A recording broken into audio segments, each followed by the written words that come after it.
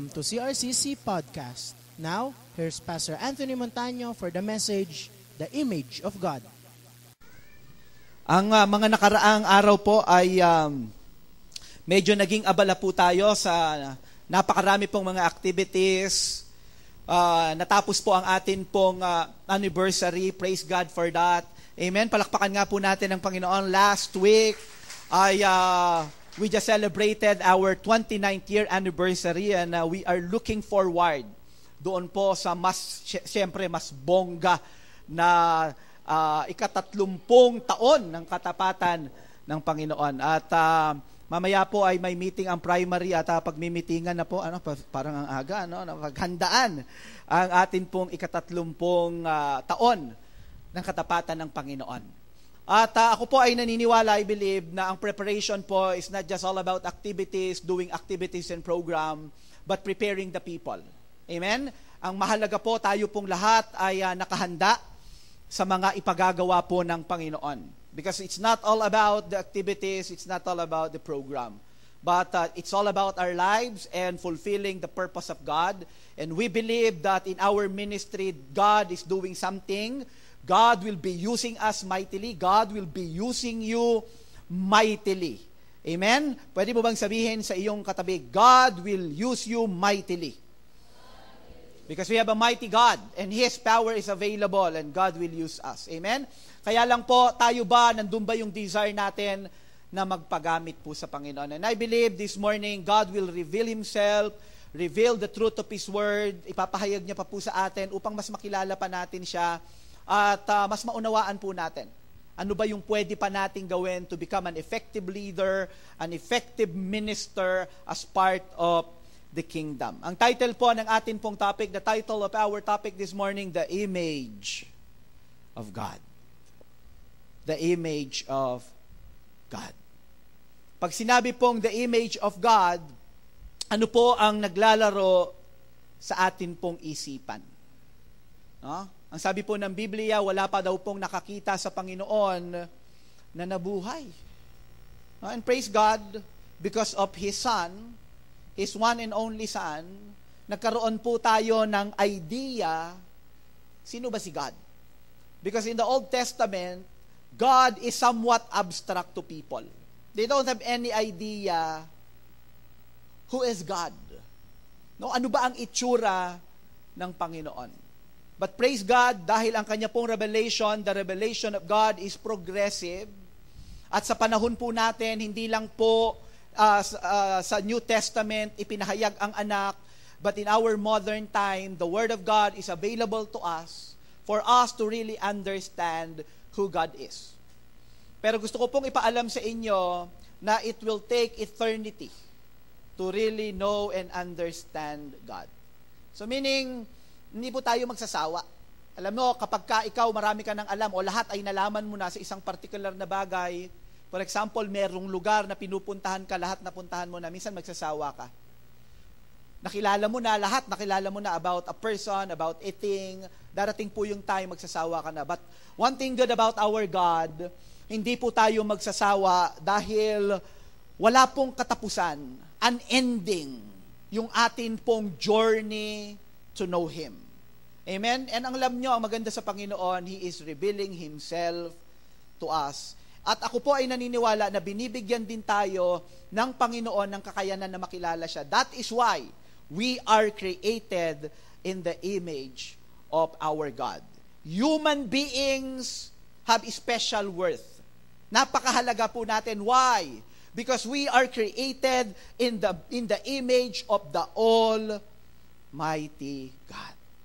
Wow, napakasarap pong malaman yan. No? Na malaman na ano, Pastor? Now, we are created in the image of God. In Genesis chapter 1, look at this, starting verse 27.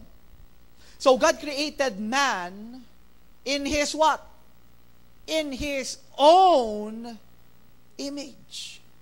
In the image of God, He created him. Male and female, He created them. God blessed them and said to them, "Be fruitful and increase in number. Fill the earth and subdue it. Rule over the fish of the sea and the birds of the air, and over every living creature that moves on the ground. Alam nyo, pagkatapos sabihin ng Panginoon na after saying that we are created in the image of God, then God blessed them and then gave them His command.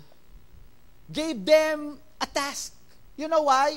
Because ang nais ng Panginoon, maunawaan ng tao, you can do this. Because you are created in my image. Amen. You can do great things. Because you are created in the image of a great God. Sabi mo nga sa katabi mo, you can do great things. Because you are created in the image of a great God. Dapat po maunawaan natin yan.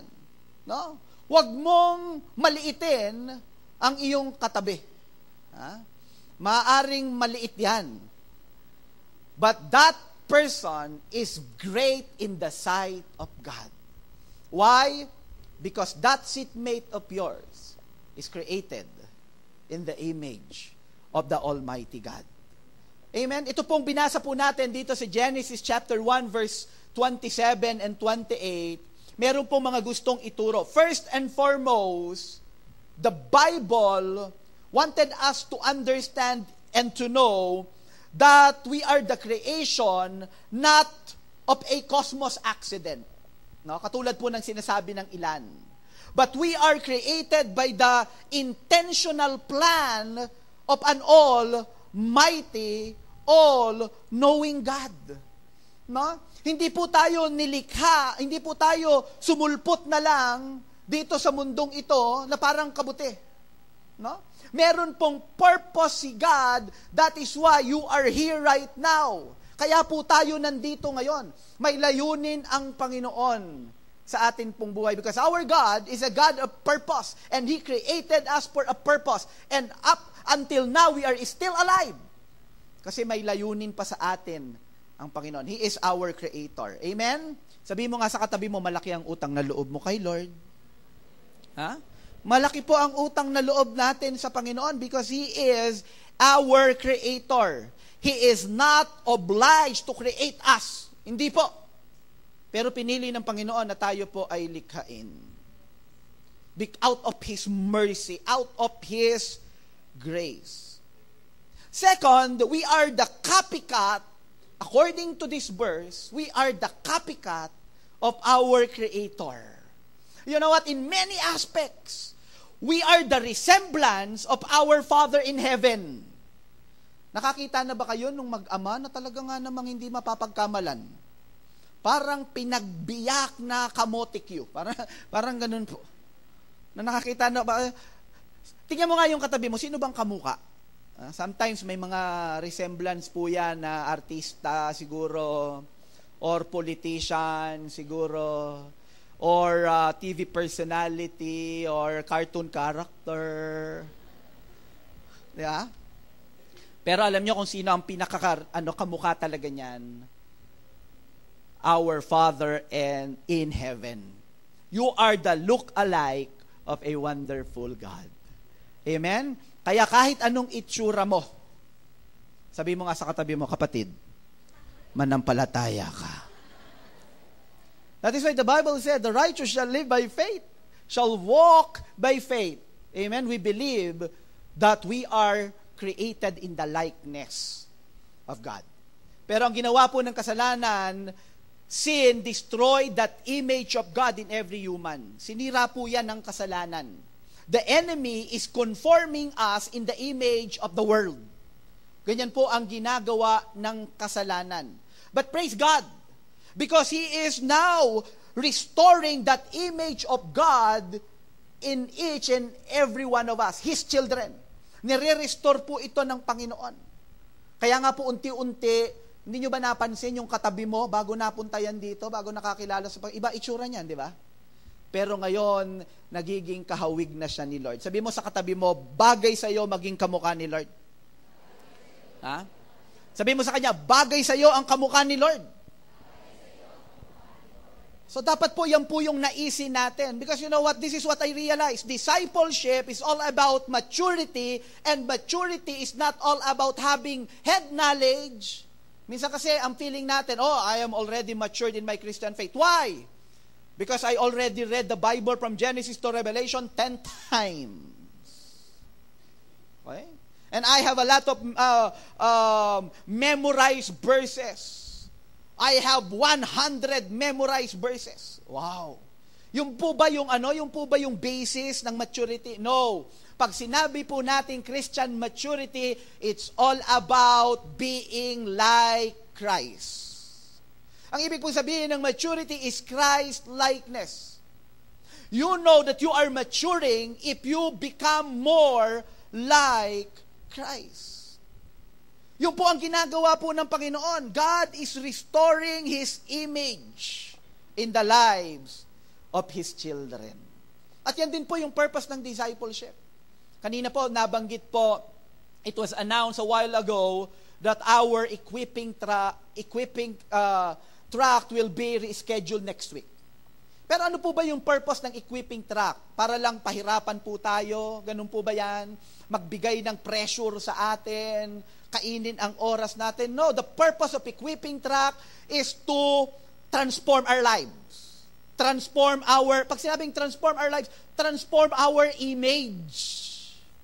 Para dumating sa point na unti-unti, pagka ikaw nagsalita ka na parang, nung nagsalita yung kapatid na yun, parang kinausap ako ni Lord. Sino po dito pag nagsalita ka, ang sabi nung kapatid mo sa Panginoon, parang si Satanas yung nagsalita. Ganun po ba yun? Of course not. Dapat po unti-unti tayong binabago ng Panginoon. And God is restoring His image in your life. Na every time nakikita ka ng mga tao sa iyong paligid, ang nakikita ng mga tao is the image of God in you. Amen? Yan po ba yung nakikita ng mga tao sa atin? Nakikita po ba nila the image of God is being seen in your life? Dapat po ganon. Pero, how are we like God? As human beings, or even as believers, paano ba tayo naging katulad, naging kawangis ng Panginoon? How are we like God? Number one, we have spirits.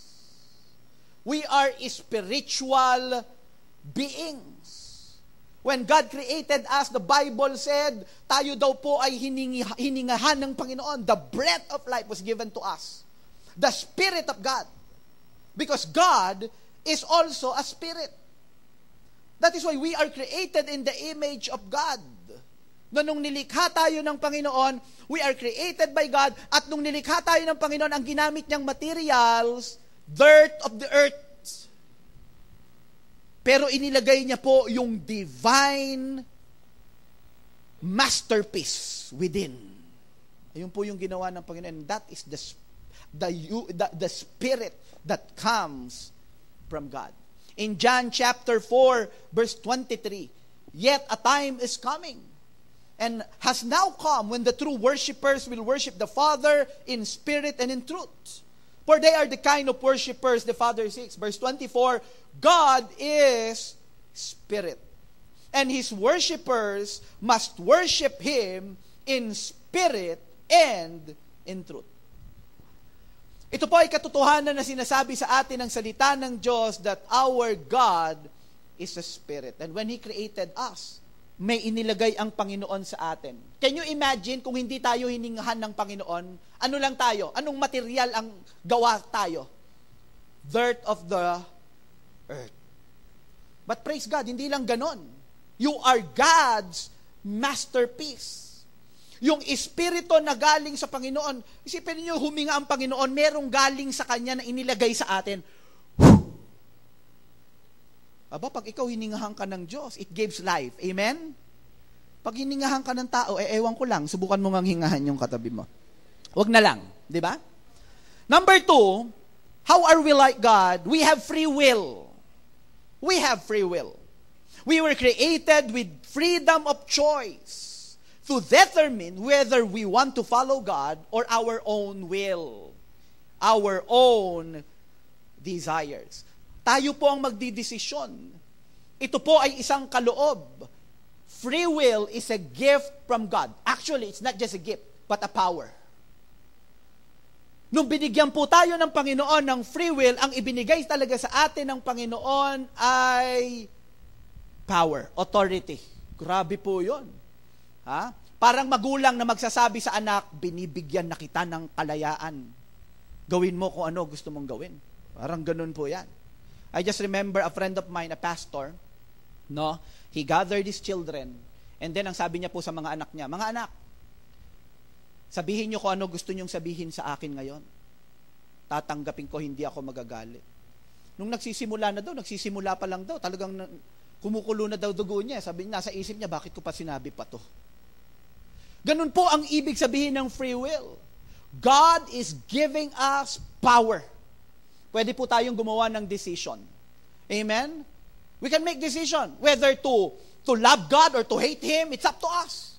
To follow Him or to disobey Him, it's up to us. That is why in the book of Joshua chapter 24, verse 14 to 15, to give you a little bit background, dito po, they already entered the promised land, nakapag-settle down na po sila sa land of promise, and then si Joshua po ay tumatanda na he's about to retire. At ang sabi niya po dito, he gathered these people in Joshua chapter 24, verse 14, now fear the Lord and serve Him with all faithfulness. Ayan, nagsasabi po siya sa mga tao.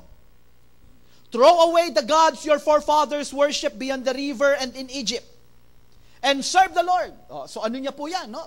He is encouraging the people. But, look at this in verse 15. Sabi po ni Joshua, but if serving the Lord seems undesirable to you, then choose for yourselves this day whom you will serve. Whether the gods your forefathers served beyond the river, or the gods of the Amorites in whose land you are living. Kasi alam po ni Joshua na kahit sabihan niya yung mga Israelites, meron silang free will. Amen? That is why I believe the reason why you are here, because it's your choice. It's your decision. Hindi ko po alam paano ka in-encourage nang nag-invite sa'yo. Kung sinabihan ka, sagot ko na lunch mo. Papakapihin pa kita pag pumunta ka doon. Hindi ko po alam. Pero kaya ka sumama because it's your own decision. Kaya po ang sabi dito ni Joshua, look at this, ituloy po natin. But as for me and my household, we will serve the Lord. And I want you to know, brothers and sisters, you have a free will. Ikaw pa rin ang magdidesisyon. Amen? Ito po ay isang ibinigay sa atin ng Panginoon. We are created in the image of God. We have free will. Number 3, how are we like God? Number 3, we were created with moral dimension. We are created with moral direction, with moral dimension. In Ephesians chapter 4, verse 22, you were taught with regard to your former way of life, to put up your old self, which is being corrupted by its deceitful desires, to be made new in the attitude of your minds, and to put on the new self, created to be like God in true righteousness and holiness. In the beginning, in the Garden of Eden, in the book of Genesis, we are created by God. Humans are created by God holy. Yan po talaga yung nature na meron tayo because we are created in the image of a holy God. That is why nung nilikha po tayo ng Panginoon, ang isa sa inilagay ng Panginoon is His holiness. That is why human beings are holy. That is why the Bible said when God created everything, after creating human beings, God said, very good. Because He saw His holiness in each and every one of us. Kaya nga lang po, katulad po ng pinag-uusapan natin, sin destroyed that image of God. Destroyed that holiness within us. Pwede mo bang sabihin sa katabi mo ngayon, you are holy. Ayan, wow. Praise God. Amen? Kaya nga alam nyo, inire-restore po ito ng Panginoon. That is why si Apostle Paul, sa kanyang mga epistles, tinatawag niya po ang mga believers na saints. Why? Kasi po, ito po ay isa sa inilagay sa atin ng Panginoon. We were created with moral dimension. No? Kahit gaano kasama po ang tao, deep inside a person's heart, meron po yang holiness na inilagay ang Panginoon. Ha?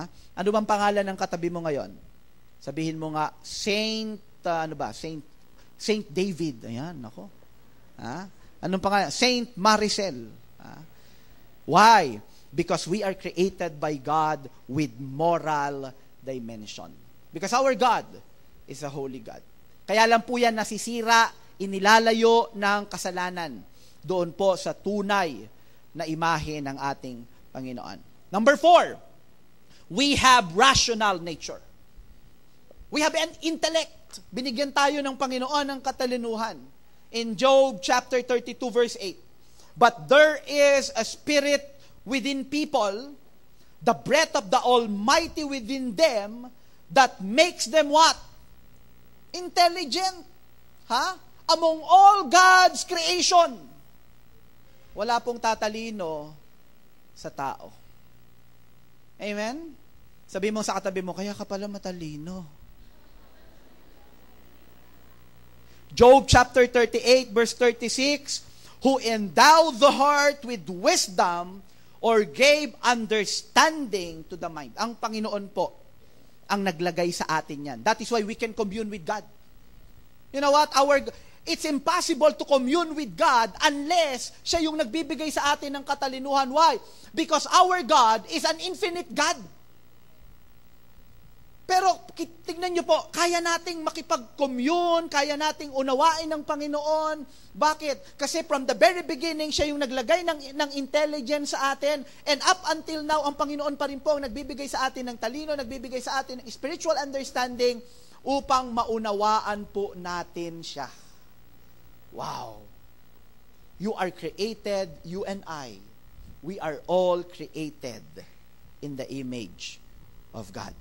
Binigyan niya tayo ng katalinuhan. Number 5, we were created to have dominion, like our God. Amen? In Genesis chapter 1, verse 28, then God blessed them. And God said to them, be fruitful and multiply, fill the earth and subdue it, have dominion over the fish of the sea, over the birds of the air, and over every living thing that moves on the earth. Binigyan po tayo ng Panginoon, hindi lang ng command, but authority. Ang sabi pa po ng Bible, you made them rulers over the works of your hands. You put everything under their feet. Yun po yung sinabi sa Aklat ng Awit sa Book of Psalm. Binigyan tayo ng authority. That is why all of us, we are all potential leaders. May inilagay ang Panginoon sa puso natin na leadership potential. Tell to the person besides you, you are a leader. You are a leader. Amen. That is why God is expecting that a time will come, yung leadership potential na yan po ay lalabas. At magagamit tayo ng Panginoon for His glory and for His honor. Kaya nga po itong mga yung mga binabanggit po natin na ito, kapag nakikita po ito ng Panginoon, it gives pleasure, joy in the heart of God. For example, if you are a father and you are a talented guitarist, and then suddenly nakita mo yung anak mo naggigitara, anong mararamdaman ng father? If the father sees his son playing the guitar at the age of 3 months, di ba parang, wow! Katulad ka talaga tong kamukhang-kamukha ko talaga, di ba? It gives pleasure and joy in the heart of the Father. The same with God. Pag nakikita ng Panginoon, yung mga resemblance na ito sa atin, His holiness, amen, that leadership potential na unti-unti dati, nasa isang gilid ka lang, you are quiet, but then suddenly you attended equipping and training, and then suddenly, nagagamit ka na ng Panginoon, and now you are a cell leader. Ina-expect na po yan. Because you are the look-alike of your Father in heaven. Sabihin mo nga ulit sa katabi mo, you are a leader. Okay, ito po yung binigay sa atin ng Panginoon, no? Inilagay po sa atin yan ng Panginoon. Man was God's representative in ruling over the creation. No? Yung leadership potential ay inilagay na yan ng Panginoon. That is why dapat po matutunan natin itong gamitin to fulfill the plan of God, the purpose of God, and to become part of what He is doing, to become part of the kingdom. Okay, why did God created man in His own image?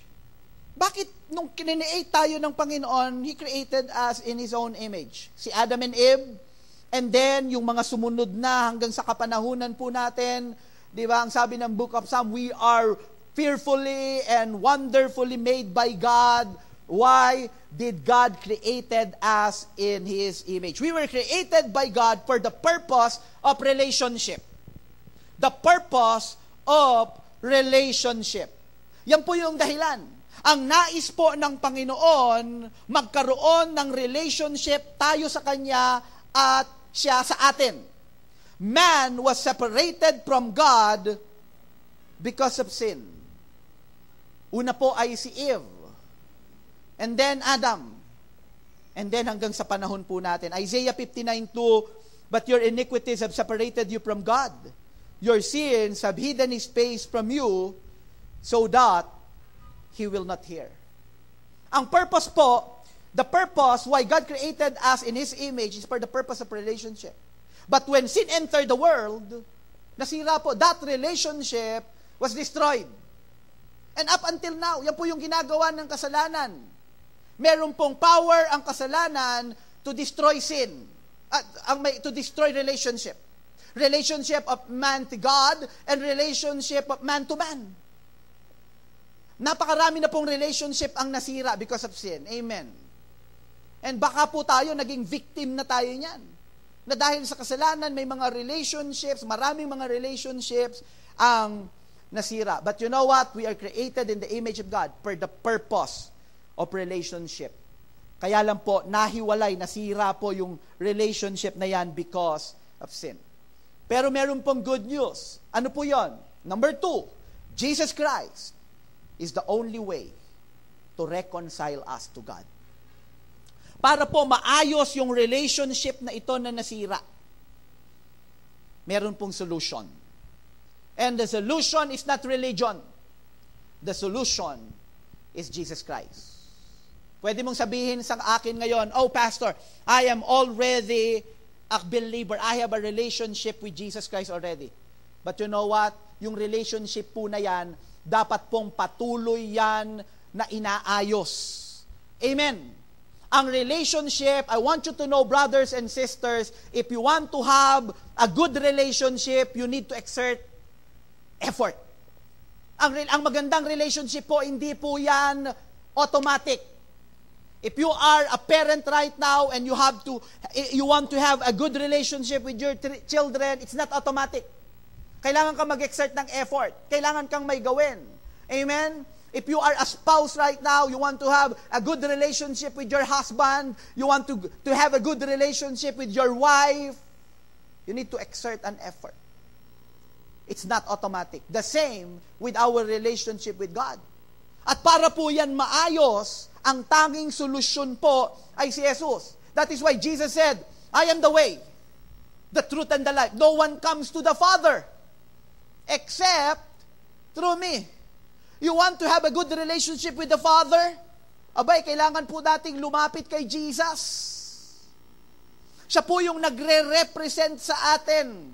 Siya po yung ating mediator because the Bible said there is one mediator between men and God. And that is Jesus Christ. We need Jesus. Whether you are a believer or a non-believer, we need Jesus in our lives. In Colossians chapter 1, verse 21, since you were alienated from God and were enemies in your minds because of your evil behavior, but now He has reconciled you by Christ's physical body through death to represent you holy in His sight, without blemish and free from accusation. Alam niyo po pala, using our own righteousness, it's not enough. Hindi natin kayang lumapit sa Ama. But praise God, because Jesus Christ died on the cross. And because of that, because of the power of the crucifixion, because of the power of the death and resurrection of Jesus Christ, pwede tayong lumapit sa ating Ama sa langit at maging maayos ang ating relationship sa Kanya. That is why, brothers and sisters, kung meron po tayong aayusin, first and foremost, our relationship with our Lord Jesus Christ.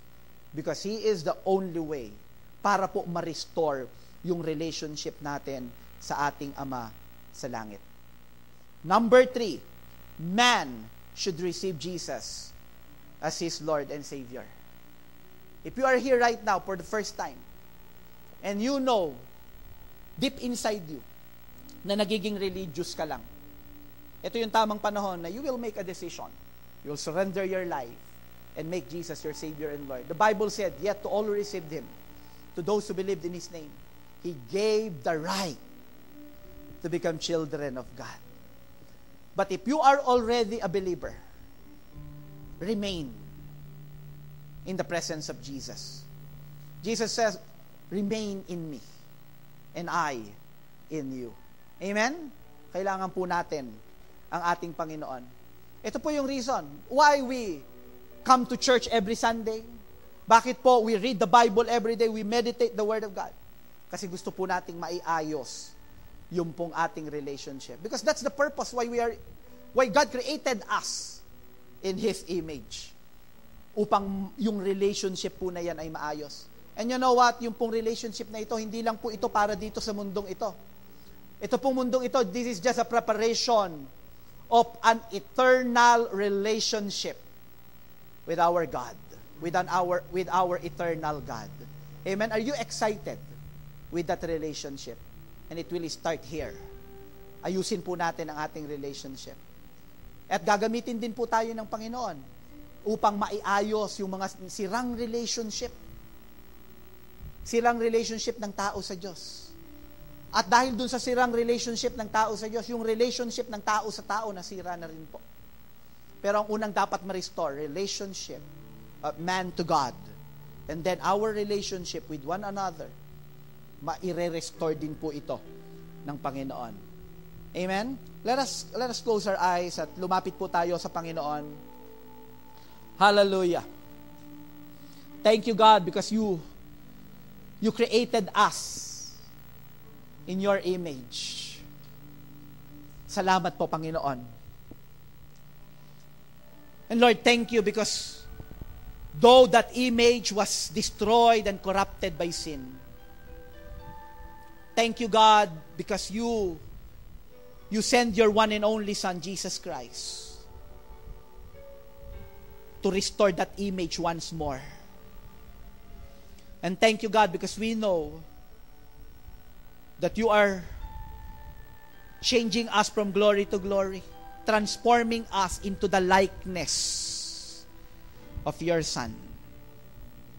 And Lord, I pray dito po sa CRCC, every time we attend, every Sunday, every time, Panginoon, na kami po ay nagiging bahagi ng equipping track, every time, Lord, we meditate the Word, we just pray, Lord, continue to restore that image, Lord God, in our lives.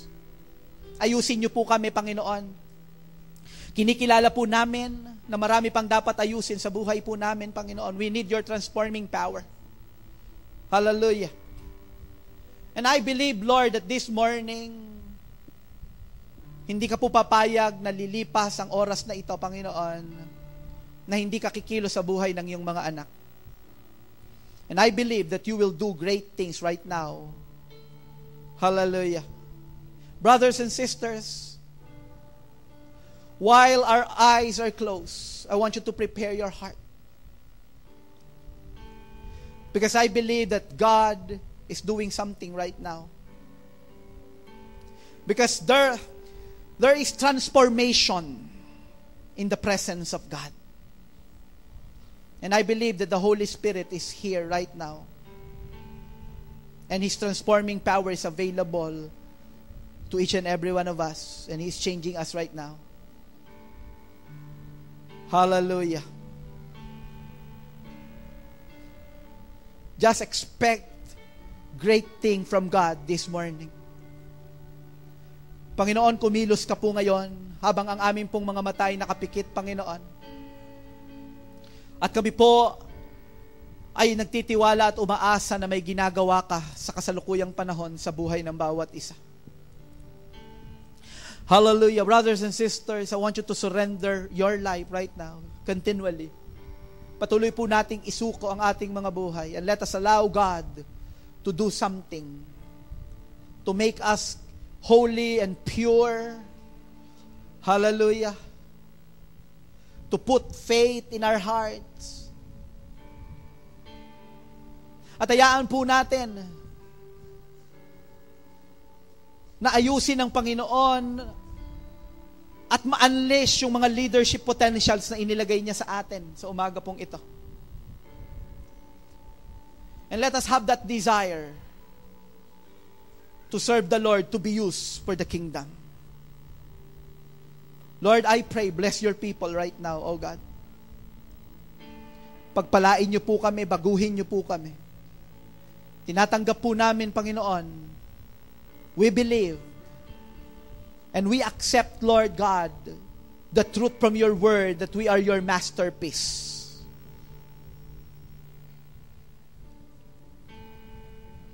And we believe that you will use us, Lord God. And you are doing revival in this nation, and you will use us, Lord God, for that revival. You will use this church, Lord. You will use leaders, cell leaders, disciple makers from this church, Lord God, to become an agent of change, Lord God, in this nation. To become a world changer, Lord. Not because we are good, but Lord, pinili mo po kami. You have chosen us, and you will use us, Lord. And you will unleash those potentials, those leadership potentials within us right now. Hallelujah. Marami pong salamat, Panginoon. At kung ikaw, kapatid, narito ka sa unang pagkakataon at alam mong hindi mo pa naisuko ang iyong buhay kay Jesus, pwede ka bang sumunod sa isang panalangin? Because I believe, kung ikaw ay mananalangin ngayon ng may pananampalataya, God will give you eternal life. Because eternal life, according to His Word, it's a gift from God. Pwede ka ba sumunod sa isang panalangin? Sabihin mo, Panginoong Yesus, patawarin mo ako sa lahat ng aking mga kasalanan. Binubuksan ko ang aking puso. Panginoong Jesucristo, pumasok ka. Tinatanggap kita bilang Panginoon at tanging tagapagligtas ng aking buhay. Tinatanggap ko ang buhay na walang hanggan na regalo mo sa akin. Tulungan mo ako na makilala ka pa, sambahin ka pa, at paglingkuran ka habang ako ay nabubuhay. Maraming salamat po. Panginoon, salamat po sa umagang ito. Thank you for your word. Thank you for the message. Thank you for your Rema word. Salamat po dahil sinamahan mo kami at patuloy mo kaming binabago. Pinupuri ka namin at sinasamba ka namin.